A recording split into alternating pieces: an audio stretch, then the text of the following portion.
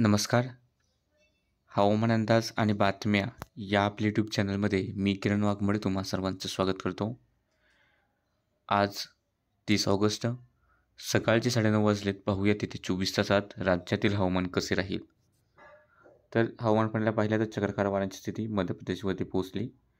मान्सूनचा आस असलेला कमजोर पट्टा राजस्थान, मध्य प्रदेश होत अशा प्रकारे बंगालच्या उपसागरात विस्तारलेला आहे. आजही राज्यात काही प्रमाणात पाऊस होण्यासाठी वातावरण अनुकूल आहे. जर सकाळची सॅटेलाईट इमेज जर आपण पाहिली तर सकाळी 8:15च्या आसपास सिंधुदुर्गच्या भागांमध्ये पाऊस तरी आहेत. त्यानंतर भंडारा, गोंदिया आणि गडचिरोलीच्या काही भागांमध्ये ढगाळ हवामानासह काही ठिकाणी हलक्या सरी सक्रिय आहेत किंवा जळगावच्या अति उत्तर भागातही हलक्या सरी पाहायला मिळत आहेत. कोल्हापूर घाटातही पाऊस आहे. बाकी इतर ठिकाणी मराठवाडा विभाग, विदर्भ विभाग ढगाळ हवामान आहे. मात्र विशेष पावसाचे ढग हे इतर ठिकाणी दिसत नाहीत. जर आपण आता इथे 24 तासातील अंदाज पाहिला तर मुंबईच्या आसपास अधूनमधून मध्यम थोड्या वेळासाठी जोरदार सरी पाहायला मिळतील, पण काल इतका जोरदार पाऊस नसेल. त्यानंतर ठाणे, पालघर, रायगड, रत्नागिरी, सिंधुदुर्ग, कोल्हापूर घाट, सातारा घाट, पुणे घाट, नाशिक घाट अधूनमधून मध्यम ते जोरदार पाऊस सरी किंवा काही ठिकाणी मुसळधार पाऊस होण्याची शक्यता आहे.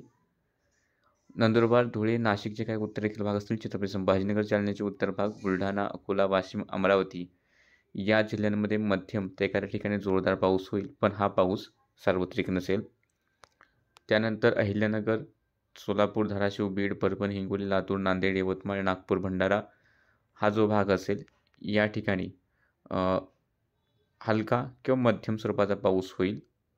त्यानंतर पुणे, सातारा, सांगली, कोल्हापूरच्या पश्चिम भागात मध्यम पाऊस होण्याची शक्यता राहील. मात्र पूर्वेकडे पुणे, सातारा, सांगलीचा भाग असेल, कोल्हापूर, सोलापूरचे पश्चिम भाग मोठ्या पावसाची शक्यता दिसत नाही आहे. झालं तर हलक्या मध्यम सरी क्वचित होतील.